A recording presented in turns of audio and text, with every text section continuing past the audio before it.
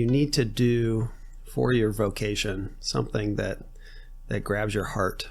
And I knew 6 months after I started practicing law in 2004 that being a large law firm attorney was probably not something that grabbed my heart. You know who made it. Welcome to Life of a Founder. Our goal here is to give you an inside look at the experiences of small business owners who have started, operated, and grown a business from the ground up. We strongly believe that there's no better way to learn than by listening to the stories of others. So whether you're already an entrepreneur or dreaming of becoming one in the future, we're sure you'll gain valuable insights from every episode. Without further ado, let me introduce you to the man behind the mic, our host, Matthew Sumter.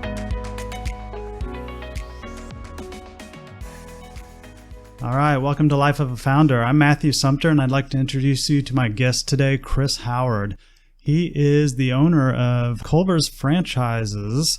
I don't know what his actual company name is, but that's probably not important. How are you doing, Chris? Hey, great, Matthew. Thank you for having me. Very cool. All right. Well, I'd like you to tell me about your business, but first of all, do you have one piece of advice that you'd give someone who's interested in starting a business of their own? You know, it really relates to what we're doing here today, I think.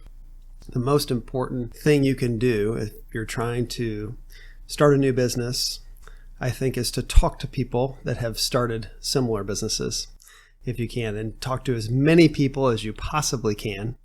I know and this is why this podcast is so great, is that it allows people to just go in and listen to stories without having to go through the process of finding those people and reaching out and talking to them and connecting with them.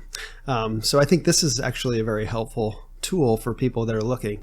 When I wanted to start quick service restaurant franchise, I talked to probably 28 different people that I found over the course of a 2-year period that had done quick service restaurant franchises. So, and I heard the ups and the downs, and that process was very helpful in determining for me, which brand I would select, and also gave me some perspective on the difficulties of how hard it can actually be too. Yeah. Okay. Yeah, that's a great point, is hearing some of the downsides, and it's a great way, like you said, to pick the direction you wanted to go, because I can imagine there's some horror stories out there in this business. No doubt about it. No doubt about it. Yeah. Well, why don't you just tell me about your business in general? I mean, we've already said you own a Culver's, or you told me you own 2 Culver's currently. Is that correct? Right. That's right. In 2016, I left my job as a lawyer, which I've been doing for 12 years. And we moved from Kansas City to Atlanta, where my wife is from. And we started the process of building our first Culver's franchise in a suburb of Atlanta called Lawrenceville. We opened in 2017. And so, since I left my job in March of 2016, my full-time gig has been a Culver's franchisee. We purchased an existing Culver's restaurant in a suburb of Nashville, Tennessee called Franklin earlier this year. So that was our second location. So we have 2 locations. We're just a small family business. Okay, great. What inspired you to leave a professional career that would be considered a very highly desirable career, I'd say, and decide to go out on your own? I think this is a really great question, and it relates to, what I believe is that you need to do for your vocation something that grabs your heart. And I knew 6 months after I started practicing law in 2004 that being a large law firm attorney was probably not something that grabbed my heart. 6 months after I started practicing law, I applied to get the first Chick-fil-A in Kansas City. I went through an 8-month process with 3 different rounds of interviews. I even, on a weekend, drove up to a Chick-fil-A in Des Moines, Iowa, and worked a 12-hour shift up there. I had worked in restaurants in high school and in college, and I really loved it. I loved the energy.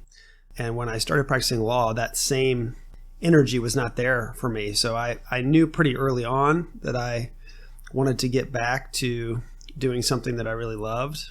But that Chick-fil-A process didn't work out for me. They ended up selecting another guy, a guy named Forrest, who runs the Chick-fil-A on State Line in Kansas City. I think he also has another. But he was the winner of that interview in 2005. It probably was at that point. I've heard those are pretty coveted positions to get. Chick-fil-A is a wonderful company. I think their system is proven itself to be very great for both their business, the Cathy family business, and for their operators. So yeah, they're hard to get. It's a different kind of business than what most other restaurants are in the terms of Chick-fil-A corporate really owns everything. If you're an operator of a Chick-fil-A, you share in the profits and you share handsomely, which is part of the secret of their success, but there is no real ownership for operators. As you started with your first location, were you able to bankroll that from prior earnings? Did you get a loan to kind of finance that? How does that work in your industry? Oh, great question. So Culver's is, I just kind of touched on this with Chick-fil-A, but Culver's is what I would call a strong franchisee model. And that means if you're a Culver's franchisee, you're responsible for securing the land, purchasing the land if you're going to buy, leasing the land if you're going to lease, buying all of your equipment. So all of that is on the franchisee. So it's a very capital intensive endeavor. Culver's had a liquidity requirement, meaning you had to have a certain amount of cash, and also a net worth requirement. You had to have a net worth of a certain amount. And the reason for that is that that's really what you needed in order to be able to secure a loan to build a new Culver's. So I could not qualify for the net worth requirement myself. So I partnered with my dad because we could together. And so my dad was a 19% partner, and I was an 81% partner. And the reason for that structure, I think this is really important actually for people that are thinking about doing small businesses. So forgive me if I go into a little bit of detail here, but SBA provides two different platforms for getting loans to start businesses that are very attractive for people trying to start new businesses. One is called the 7A program. The other is called the 504 program. But typically they require a little bit less down. So between 10 and 15% down, say, instead of 20% down or more, which a conventional loan would require.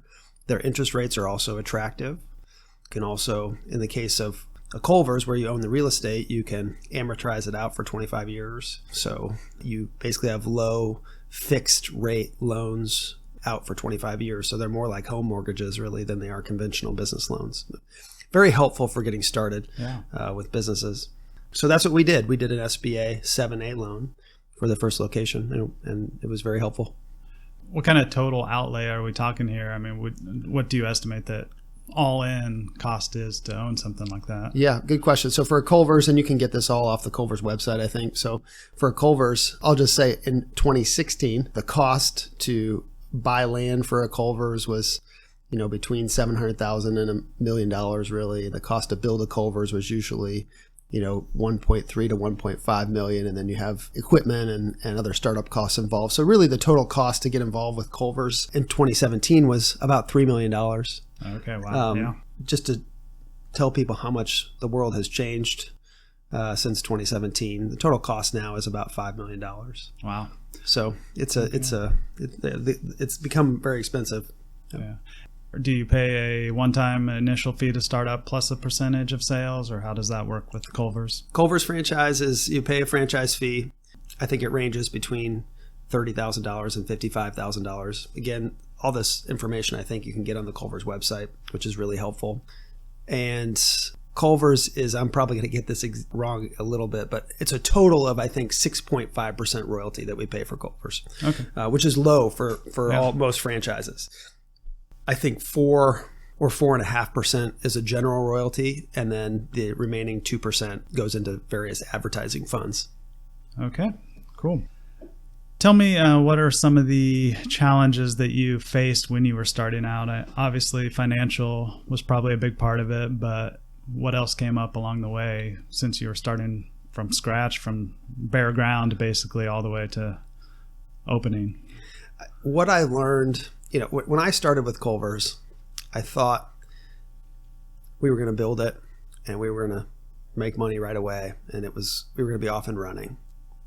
That I would replace my income as a lawyer with the income that I was making from the Culver's, and we would be off and running to develop Culver's restaurants, moving forward. And we moved, as I said, from Kansas City to Atlanta to build our first Culver's because my wife's family was down there and because the Atlanta territory was really wide open. There weren't any Culver's when we started to build our Culver's in the Atlanta market versus an established Culver's market like Kansas City where there were already 10 to 13 or something like that here. So I just thought there was more opportunity for growth in Atlanta. And my wife's family was down there, so we matched those things and we moved down there. I did not really take into consideration that Atlanta was a new market for Culver's.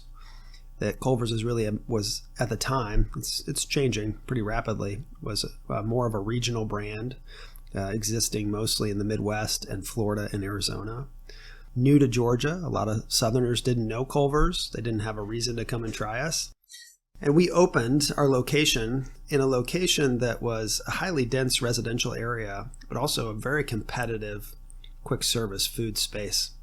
So you could name a brand of quick service food, and I could tell you we either had one or two of those locations within 2 miles of our location. There was a densely populated area of Atlanta that had every food item that you could possibly think of available. So we opened our Culver's in January 2017, 1 year after a Freddy's had opened 1 mile down the road, 6 months after a Smash Burger had opened a half mile down the road, and I could go through and list all of the other burger and ice cream joints that had opened close to there. So when we opened, people in the community just kind of went, another restaurant. And they didn't have any need to come and try us. There were loyal Culver's fans down there, and I'm thankful for them because they got us off the ground started. But it was very difficult financially for the first couple of years as we had to introduce our brand and show people what Culver's is all about. I've since talked to a lot of Culver's franchisees. Some of them hit the ground running right from the start, but I would say the overwhelming majority of them that make it in the business and are successful start out rough and don't make much money or lose money and have to scrape to get by and learn how to operate a restaurant in a way that will make people come and grow and then build a successful business from that. And I could talk for an hour about that process. So yeah, we don't have that much time, but yeah, that's interesting. You would think that with an established franchise, it would, just kind of be off and running from the start. You just set up and people will come. But did you come up with some ideas on or run specials or do any special nights or anything or something to try to get that started? Absolutely, Matthew. That was the key to our business. Is my wife had a marketing background, and we realized right when we opened that our sales were not going to be what we thought they were going to be. We had one of the lowest opening sales weeks of any Culver's in the previous 5 years. So we knew we were in a rough spot starting off. So we looked at a plan. We talked to Paul and Lynn Claus, who own 4 Culver's in the Kansas City area and our friends. And they had a system of getting into schools and partnering with schools where the short of it is we have a share night for each school. The share night is between 5 p.m. and 8 p.m. 10% to 15% of our sales that we bring in are donated back to the school. And we started reaching out right after we opened to schools in the Lawrenceville community that we were in to set up those share nights. And really the key aspect of those share nights is multifaceted. When we have a share night with a school, we take signs, and if you live in Kansas City, you've seen Paul and Lynn Claus's signs from their Culver's around at various schools, but we take multiple signs and we post them around the school on the day of the share night that say it's Culver's night tonight. We give stickers to teachers so they can put stickers on the kids as they go home to their parents that say it's Culver's night tonight. And we take the Culver's mascot, which is a really fun ice cream cone mascot, and we wave to all the cars in the carpool line in the morning or the afternoon to introduce our brand to kids and parents as they're coming through. That was a game changer for us in Lawrenceville. And like a lot of marketing ideas, when you start executing it, you don't see immediate results. But we did that for 2 years. Like I said, we had a struggle for 2 years where we didn't make any money. But after 2 years, we really started to see growth. And in our third year, we were the fastest growing Culvers in the country. Oh, nice. People ask me, how did you do it? And I say, twofold. Number one, we did the share nights to bring people in to try us. And number two, when they came in to try us, we knocked their socks off. Yeah. So you have to operate well, and you have to bring them in to get started. I would also just say, I don't want to leave, when I'm talking about what the key to success is in a quick service restaurant, I don't want to leave out the most important thing. And the most important thing is people. We're in a people business where if you are able to keep the people that you hire, instead of constantly churning through new people, you're able to operate on a higher level. It usually takes people that come into a quick service restaurant about 4 months to have their rate of error go down. Everybody's seen it because everybody's gone through a drive-through restaurant where they've opened their bag after they drove away and they're missing a fry or they're missing a sandwich. And the way that happens typically is that somebody has been there less than 4 months and just has a higher rate of error still in executing their task than normal. So you have to be able to hire and keep good people, and you can only do that by treating your people with love and respect. All right. Well, yeah, let's talk a little bit about the people and just the general structure of the restaurant and your corporation overall. You're the owner of these 2 locations. I presume you have a manager that runs the day-to-day operations of each location. I mean, what's your day-to-day look like as far as managing, and how's it trickle down to each individual location, and how many employees overall are we looking at that you're employing currently? Great question. This is a little bit complex because it's changed over time. When we've opened our first Culver's, as I mentioned earlier, I was 81% owner. My dad was 19% owner. I was the manager in the restaurant every day for the first 3 years. I was in charge. I serve as owner / GM of the restaurant to get it up and running. And we were very fortunate, year and a half after we opened, to have a seasoned Culver's manager, Army veteran, or now one of my best friends, join our team. And he was so good that he was, soon after he came on and got to know the team and gained their respect, became the number 1 person in the Lawrenceville location in Georgia. We also had another key employee. I should say his name is Donald Madam. I call him Donnie. So Donnie very quickly became the main person running the Lawrenceville store. And another key manager in that aspect was a person named Shayna Johnson, who started with us when we opened the Culver's in 2017 and quickly became our first GM. She was in her 20s, so she was a little bit younger than Donnie. So when Donnie came on, he served as a mentor to Shayna. And Shayna is the operator of our Culver's in Nashville, or Franklin, Tennessee. So our structure now, and Culver's, this is, I think, a really important distinction for Culver's. It kind of makes it like Chick-fil-A in this way. No other concept is like this, I don't think, where in order to have a Culver's, there has to be somebody that works every day in the restaurant. When I say every day, I just mean full time in the actual restaurant, that owns a significant portion of the restaurant. And there are several different ways to do that to comply with the Culver's minimum requirements. But the way that we did it for both Donnie and Shayna is they are what are called mentees, Culver's mentees. So a mentee can be the person running a restaurant as long as they own 20%. Okay. So for both Donnie and Shayna, who are running those respective restaurants in Georgia and Tennessee, they bought in for their 20%. And they are legitimate owners and in charge of running those restaurants. And they see the profits. Yeah. So that, and I should say also that we decided in 2023 to grow our business a little bit faster than we would be able to if it was just me. And so I brought in some outside partners. I'm still the controlling member of our entities, so I still have majority ownership, but they came in, and the capital that they infused in buying part of my interest out and part of my dad's interest out allowed us to do the Culver's in Tennessee, and we're planning to do another Culver's at a location yet to be finalized. Okay.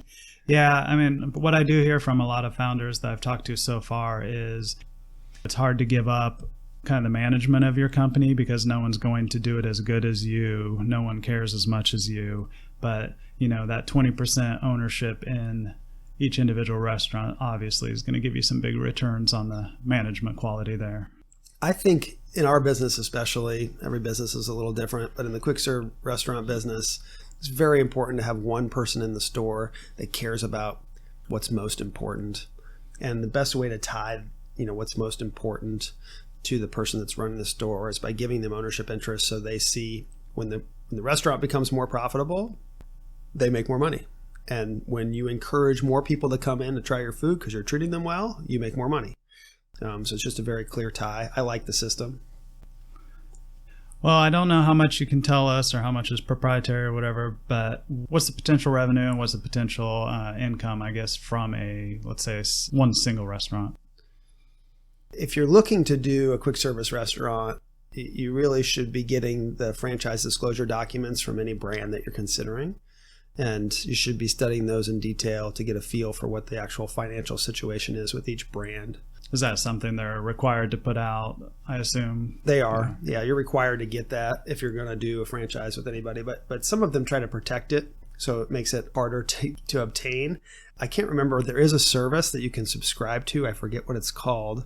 And it's not cheap. It might be $500 or something that gives you access to all the FDDs, they call them, franchise disclosure documents, FDDs that you might want. Very valuable resource to get in and view all those things. Culver's, I think our average unit volume is $3.7 million. I think, the margin is generally around average 18% or something like that. Okay. Again, yeah. I don't really have those figures in front of me. So at least gives people an idea. Yeah. And that's average. And I tell people when you're starting out, like with a Culver's has been growing for most of its existence since it started in 1984. It's a very strong brand. So, there are restaurants now that do outrageously high numbers. Many of them in the Kansas City area are in this bracket. The Culver's that do incredibly well financially, that sell a ton of food, but they didn't start off that way. And I think that's what a lot of people that get into the quick service restaurant space forget, is that sometimes it takes years of growing 10, 15% a year to get to the place where you're really, really crushing it. It rarely does it happen quickly, automatically. And I think that's true for most businesses. So I just want to emphasize that point, is that oftentimes success takes doing the right thing, the little thing every day for long periods of time. Yeah, you hear about the big sale or the big exit, but a lot of times you don't hear about the 10 years of making nothing to get there. So how would you as an owner measure success in your business on a day-to-day level? I mean, or not even on a day-to-day, month-to-month, year-to-year. I mean, what does success look like to you? It's a great question that I think goes to, really what is my mission? What is our mission as a Culver's franchisee? And I really look at our mission as twofold. First, for me personally, I'm trying to grow a business that provides for my family and provides us with a security of income. So just that's a foundational level. That's part of what I'm trying to do. But really what we're trying to do as a business is in our business, we deal with many people that come from difficult circumstances.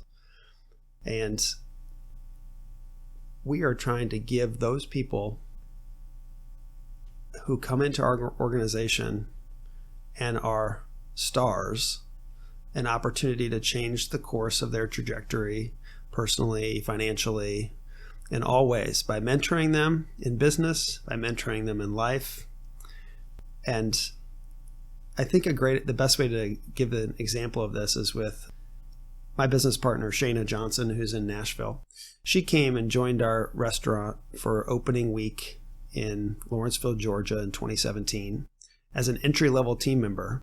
She had grown up mostly in New Orleans and been displaced by Hurricane Katrina. Family moved to Atlanta at that time. She had had some ups and downs getting into young adulthood, but through that, she put herself through college and got a degree. And as she's doing that and trying to get her feet on the ground, she landed at our Culvers in an entry-level position. We recognized how quickly she was a rock star. Great leadership qualities, hardworking, extremely intelligent, great relationship builder with her team members. And she quickly became our GM. So in 2017, she started off as an entry-level team member with us, making less than $10 an hour. And now she has a six-figure income as an owner-operator of the Culvers in Nashville, Tennessee. So that's part of our mission. It's a big part of our mission. Yeah, that's an awesome story. Nice. Do you have formal pathways kind of built into your business for promotion, for having a story like this? Absolutely. We have several team members now that we think are on that same trajectory that we plan to have in their own restaurants where they own a significant portion and can grow people that are under them as well to ultimately own their own restaurants. So developing people is a big part of being able to grow in our business. And so we're trying to match that with also, we're early on in our business with only 2 locations. So these are very capital intensive businesses. So we're developing people to own their own Culvers, as at the same time we're trying to save up and have the capital to do additional locations. So that's kind of where we're at. Well, that leads into the next question. And what is your future plan with the business? You already mentioned building a new one coming up, but have you thought long term down the road what your personal involvement will be? We certainly have short-term goals and we have long-term goals. One of the things that's different, I think, about Culver's than a lot of other concepts is we are not looking to grow as quickly as possible and then exit. You see that a lot in the quick service business and in businesses in general, where I think the incentives are more financial than they are purpose, meaning driven. Don't get me wrong, financials are a big part of what we're working to achieve, but we have a long-term goal to give people the opportunity to rise up through our organization and own their own Culvers and to grow with them as we do that. In general, I have a stated goal of trying to get to 25 restaurants in 15 years. Wow. Yeah, we'll see whether or not that happens. And, life can change pretty rapidly with various events. So, who knows what happens. But yeah, I would say that's our long-term goal. 15 years take you to kind of that point where you'd think about stepping back? Maybe, Matthew, maybe. But I have to tell you, I think this is a business I can do into, past the normal retirement age. Yeah. I'm different than I think a lot of parents in that I don't envision my kids working in the business. If they really, really want to, perhaps I would let them, but I certainly am not going to try to push them into it. I'm really big on people finding what's in their heart to do as their vocation. I think it's really important to happiness. Okay, great. Well, let's just step away from your specific business right now. And what kind of skills and traits do you think are important for an entrepreneur, for someone to succeed in building their own business? When I think about that question, I think it really depends on what kind of business they're going to own and operate. I think the skills can be very different. Let me give you an example from my own self. Okay, I think this is a big part of my story.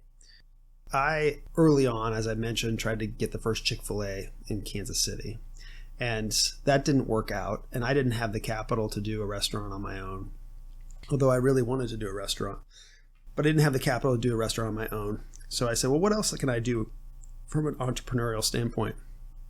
And in March of 2007, I left my job at a law firm, big law firm, great job, great pay. I was lucky to have my wife, Brooke, is wonderful, way smarter than I am. And she had a great job in advertising for an agency out of Dallas. So she had a secure job with benefits. We didn't have any kids. So I left my job at a law firm and I tried to start a legal staffing company out of my basement.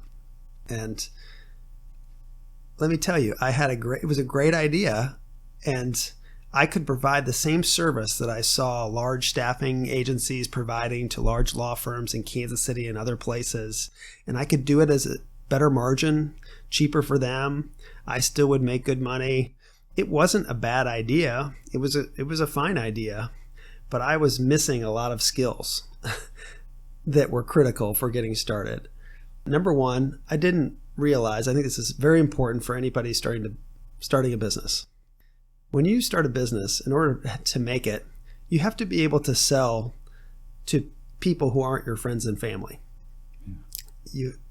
It's very easy to conceptualize a great idea that people should buy. It's very difficult to get people to actually make the jump to trust you enough, if they don't know you at all, to become your customer. So customer acquisition is way harder in any business than you would ever imagine. It's especially hard if you're ever trying to start a business that didn't exist before. So you didn't buy a business, you started to start something from scratch. That's what I was trying to do. To get people to trust you. Yeah. To get people to trust you is very, very difficult. And it's sales 101. And as a lawyer, you're not trained in that. You go straight from college into law school. You're trained in analyzing the law and briefing the law for a judge. You're not trained in sales. And I got smacked in the face with the best business lesson you could possibly get in sales by seeing just how difficult it is to acquire a customer that is not your friend or family. And we started that company the same quarter that the recession started, and by September of 2008, when Bear Stearns crashed, the economy, Lehman Brothers went down, the economy was coming down. There was nobody hiring lawyers. And so it was very clear that if I was going to have income at any point in the next year, I needed to go back to practicing law. And I did. But it taught me so many things. I tell people it was way more valuable. That year and a half that I tried to start that little business in my basement taught me more about sales than I ever could have learned from any business school, I think. It also taught me about myself and what I'm great at, what I'm not great at. And one of the things I had to realize is I am not a great self-starter. I'm really good when tasks are coming at me in high pressure, whatever situation. If I have a lot of tasks coming at me, I'm very good at working through them and getting them done. But when I have to create the task list and then go execute it, that's not my strong suit. So it led me, fast forward 10 years to the point where I was finally ready to fulfill my dream to try to do a restaurant. It led me to Culver's, or the franchise system, where I knew I would be executing somebody else's system, that there would be a checklist on how to accomplish these tasks. And it was just about me executing that checklist rather than coming up with a checklist myself. So it really suited my skill set, I think, and I wouldn't have learned that lesson had I not gone through the difficult period of having a year and a half of trying to start a little business. Yeah, it really makes sense that you stepped into something that already has a lot of structure, and really you just got to put in the groundwork and get it done. So 100%. And I'll just follow up by saying, because I really don't know if I answered your question, which is what skills are important for an entrepreneur. Well, my point is, if you're going to open a fitness franchise, it's 24-hour fitness or Planet Fitness or something, your job is sales. Your job is to get people in and sell them memberships. If you're going to own a fast food franchise, your job is people. Your job is mentoring young kids, often that come from difficult circumstances, and getting them to work as a team and keeping them. That's the key to success in the restaurant business. The key to success in the fitness business is sales, or car washes, I think, are another example of, the key to those businesses is driving memberships and signing people up for memberships. So sales is an important key. So you really need to look at yourself and figure out what do you do naturally well, and try to match your vocation with that, I think. All right. Well, when you're not working, if there's any of that time, what do you like to do in your free time? I've got 3 boys, 16, 14, and 12. So most of my free time is spent hanging with them, playing sports with them, watching their sports. I have gotten involved with pickleball, so I play pickleball a couple times a week. I still dabble in golf some. I play the guitar, so that is something that is kind of my stress reliever. I've got a wonderful, wonderful life partner, my wife, Brooke. We really enjoy hanging out. So we try to travel do things together. Yeah, that's kind of my life. All right, awesome. Whether in business or personally, and whether you know them or not, do you have any mentors or anyone that really guided you along the way? Oh my goodness. I mean, too many to name all along the way. Really key mentors, whether it's going all the way back to my, high school AP English teacher, Mrs. Schulenberger. I think I even said her name wrong. Schulenberger. To college professor Greg Horowitz, to Tim Webster, who's a really great entrepreneur in Kansas City, has been an absolutely essential business mentor for me all the way through since we moved to Kansas City. Bill Zimmer, another great Kansas City real estate executive who was an important mentor to me early on in my business career. One of my high school friends who was a senior when I was a freshman, Adil Kobani, was a great mentor for me in high school and continues to be to this day. I could go on and on and on, but if you don't have a mentor, go find one, because people want to teach. They want to teach, and find somebody in the space that you're trying to get into and let them teach you, and set up regular meetings with them. And yeah, it's just invaluable. Very grateful for my mentors. Yeah, all kinds of shout outs there. Nice. What about book or podcast recommendations? Are those anything that you consume related to business? Absolutely. I mean, I think like a lot of people in business and tech, I listen to the All In podcast. I think if you're looking to get into franchises, a really great resource is, I don't know what it's called. It's like the Wolf of Franchising.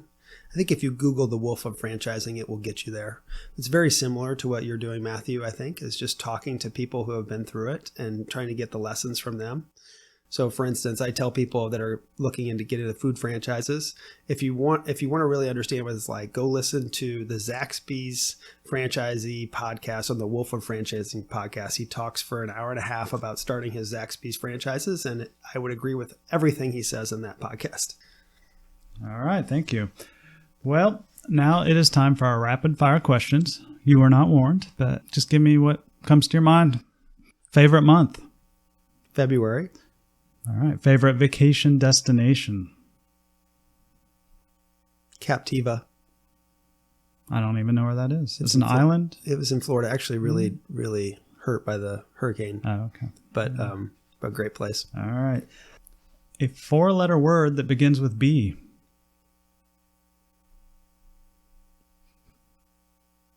Bump. All right. We've had beer twice, so. A night out or a night in?